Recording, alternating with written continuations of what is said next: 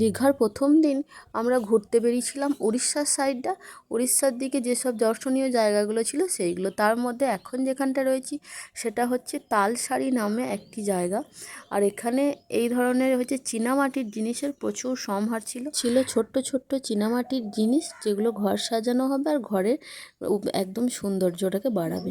গাড়িতে আস্তে আস্তে যে দাদা আমাদের গাড়িতে করে নিয়ে আসছিল, সেই দাদাকেই জিজ্ঞাসা করলাম যে জায়গাটার নাম তালসারি কেন।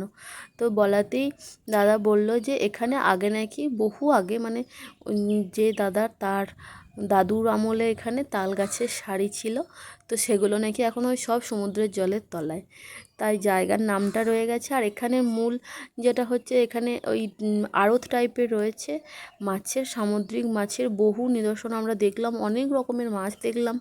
তো আর মাছের সাথে সাথে এই যে সুন্দর সুন্দর ঘর সাজানোর সামগ্রী, চীনামাটির সামগ্রী থেকে শুরু করে বেতের সামগ্রী, সমস্ত রকমের জিনিসটা এই জায়গাটায় বেশি দেখলাম গোটা দীঘায়। মানে এই চীনামাটির জিনিসটা এখানেই একটু বেশি ছিল, তার সাথে ছিল সুন্দর সুন্দর বেতের জিনিস। আর এখানে নৌকায় করে ওই পারে গিয়ে একটা ছোট্ট দ্বীপ রয়েছে, সবুজ দ্বীপ, সেখানেও যাওয়া যায়।